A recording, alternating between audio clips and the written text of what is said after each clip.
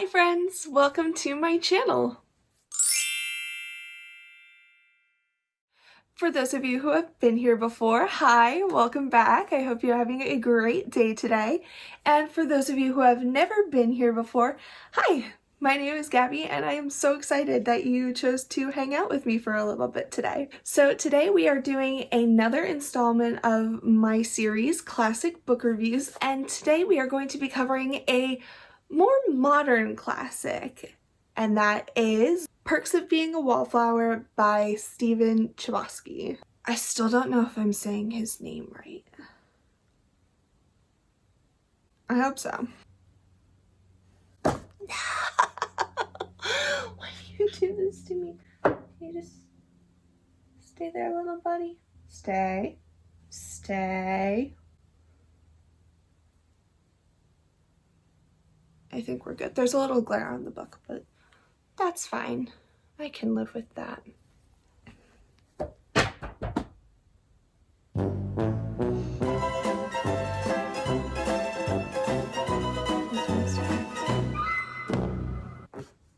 No. Stop falling over, please. Okay, I think I can get it to stay now. This has been a whole minute of me just trying to get the book to stay. I do consider Perks of Being a Wallflower to be a modern classic, especially because in high schools here on the East Coast it is pretty widely taught. I just happened to not need to read it in high school. And speaking of not having to read it in high school, I'm just real quickly going to go over the background information. Just what do I know walking into it? Absolutely nothing. I didn't have to read this book for high school. I haven't even read the blurb on the back. All I know is that my boyfriend really likes the movie and he's probably gonna have me watch it after I'm done reading. That's all I know. I have zero clue of what I'm walking into, other than the fact that my sister read it for high school and my boyfriend likes the movie. That's all I know. Now that we've talked about my background knowledge of the book, which is basically nothing, I'm gonna real quickly go over the structure for the rest of the video. Like all the other videos in this series, I'm gonna be checking in once I'm about halfway through the book. I'll give some of my thoughts, and then I will finish the book, come back, finish talking about what I think of the book now that I have the full context and I know everything.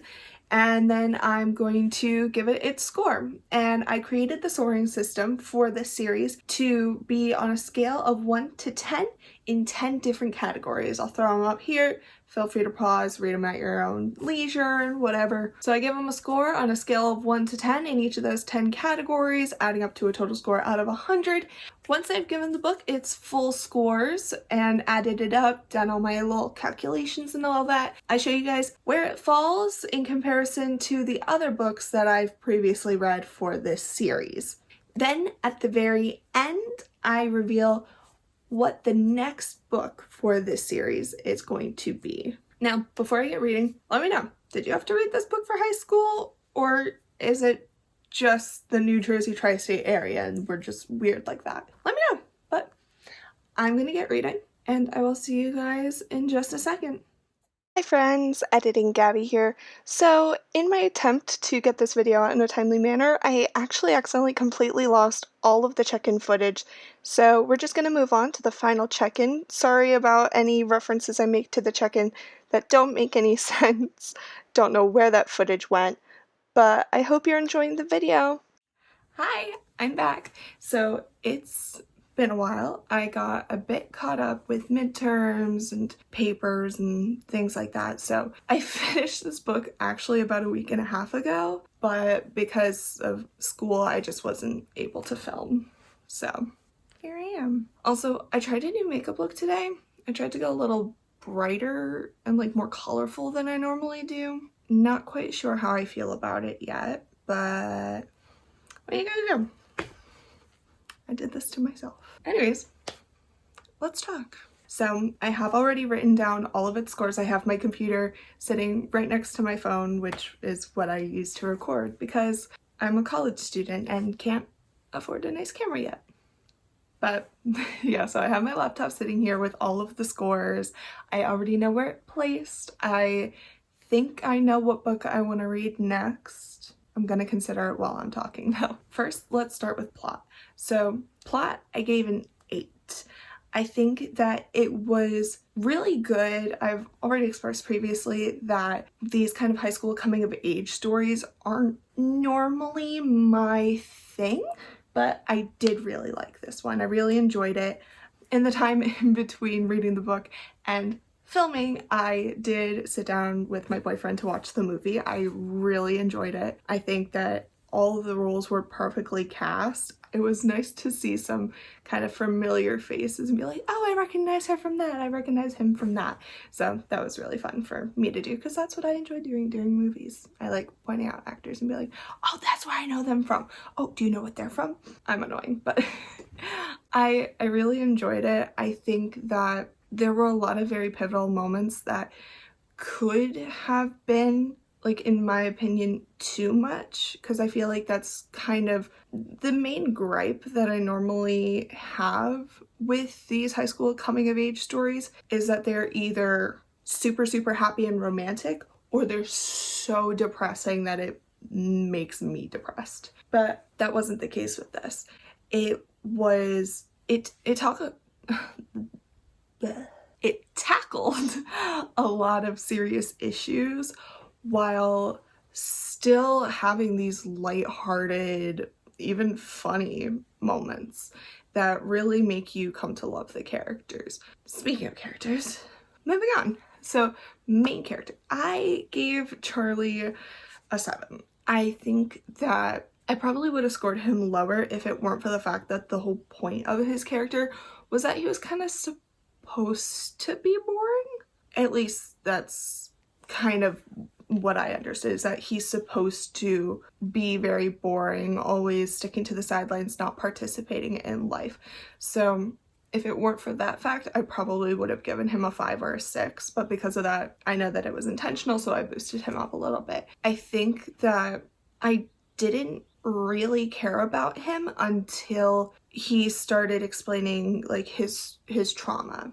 And I think that, like, as a reader, I really needed that explanation of why he doesn't want to participate in life, just because that his behavior didn't really make sense to me until we got that background information. But that information comes so late into the book that really I was most of the time reading for Sam and Patrick and Charlie's family, not for Charlie himself, if that makes any sense. So that's why I give him a 7. And I did just mention that I liked the supporting characters a lot more, and that's going to be pretty evident in the scoring because I did give them a 9.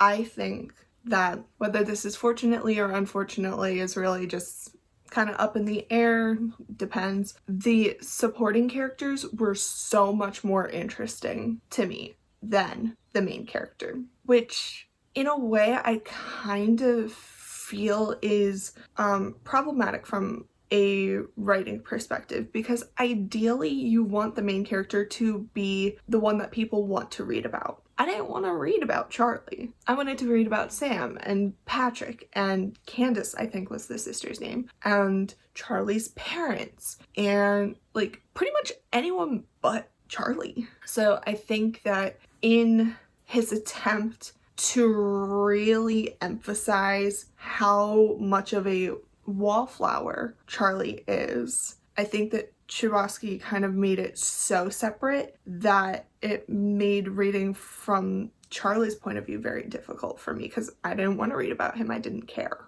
So supporting characters were super interesting. I really loved all of them. I thought that they all had a lot of character growth over the course of the book. Ironically, a lot more than Charlie did. I think that Charlie made a lot of progress in his own story, but it was so subtle that I didn't really realize he had changed until the end. Whereas with all of the other characters, I could see their progression in real time. I really enjoyed the supporting character story arcs, and at some points, I enjoyed their story arcs a lot more than I enjoyed Charlie's. So that's why they're getting such a high score.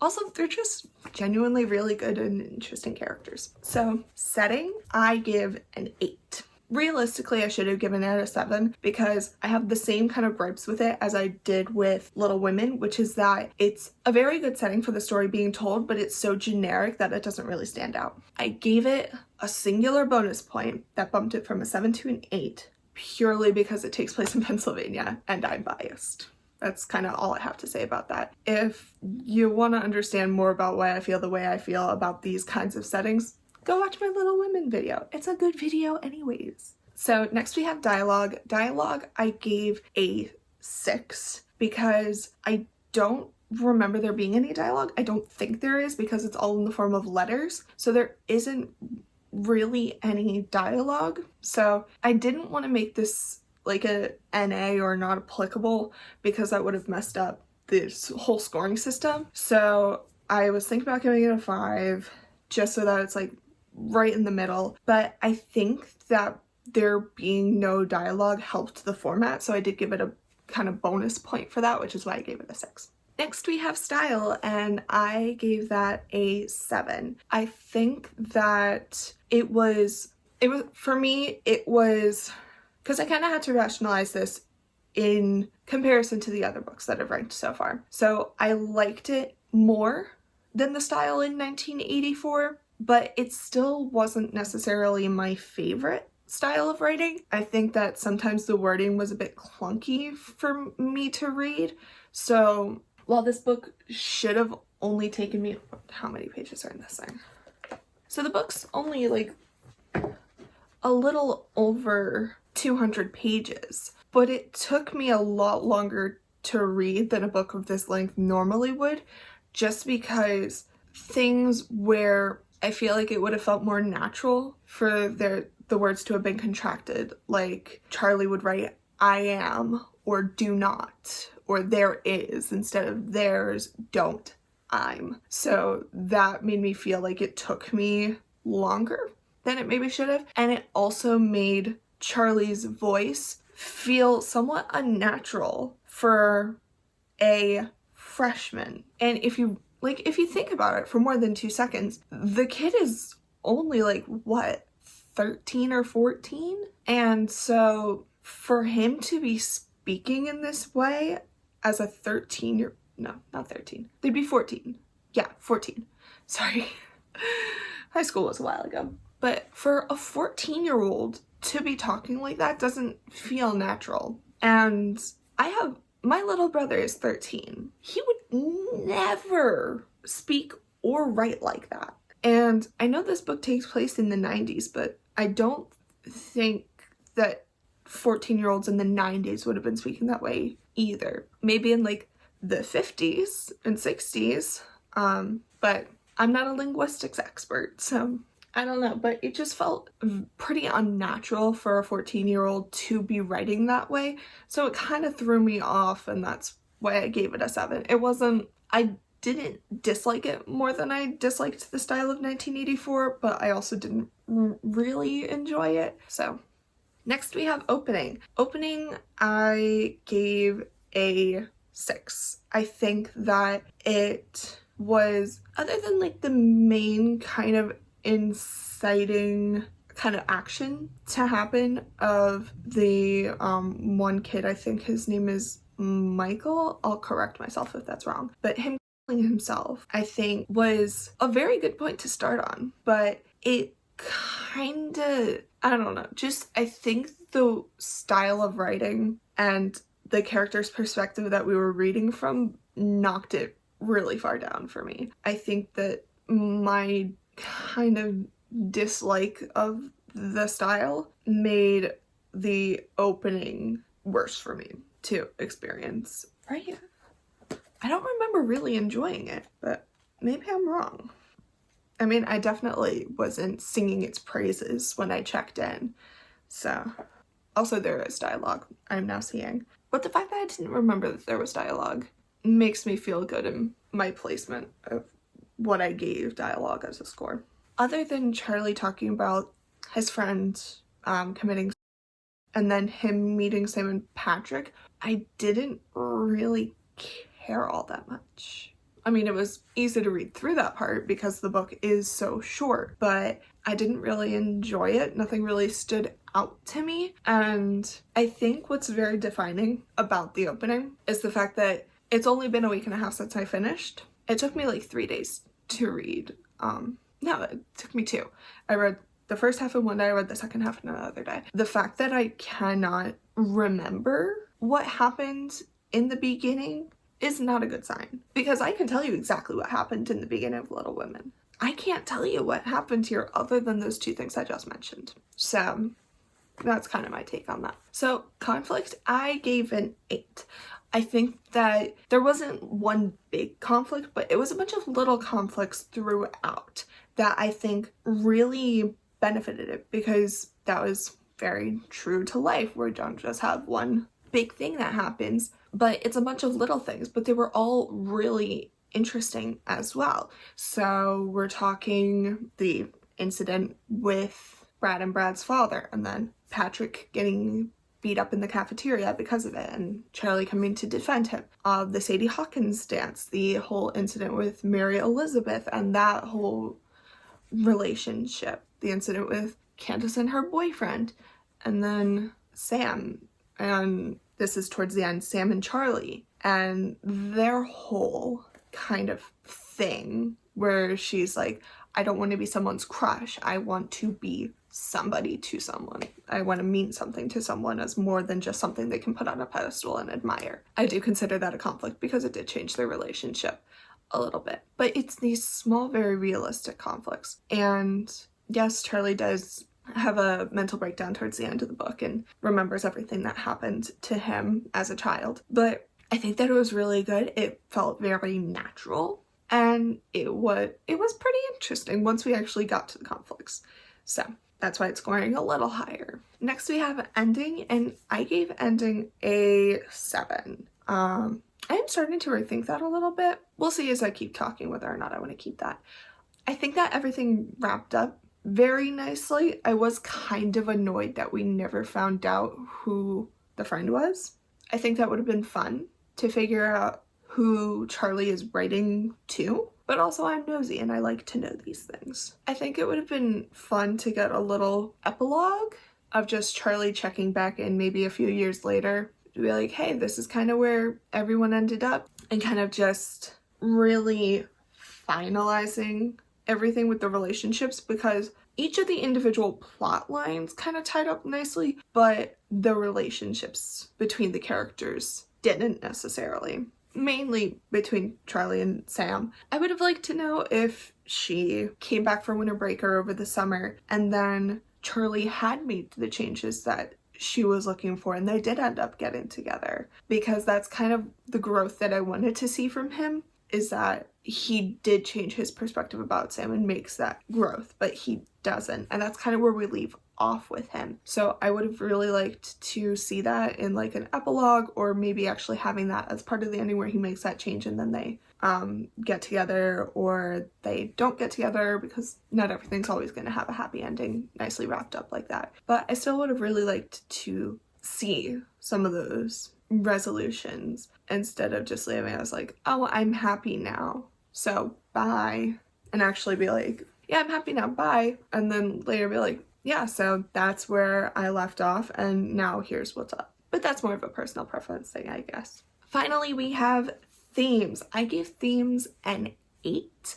I think that there were a lot of really good lessons to be taken away from this book, especially for high schoolers who are dealing with trauma, dealing with self-worth, relationships, and navigating social life and friendships and those sorts of things. I think that if I was in high school, I would have appreciated this a lot more. Again, like I said with Little Women, it's something that I would have really enjoyed when I was younger, but now that I am out of that, I guess, target demographic, I am in college, I think that the lessons are still good, but they definitely would be more impactful for a younger audience. And in total, Perks of Being a Wallflower gets 74 out of 100. So it is 2 points higher than 1984, but it is still about 11 points behind Little Women.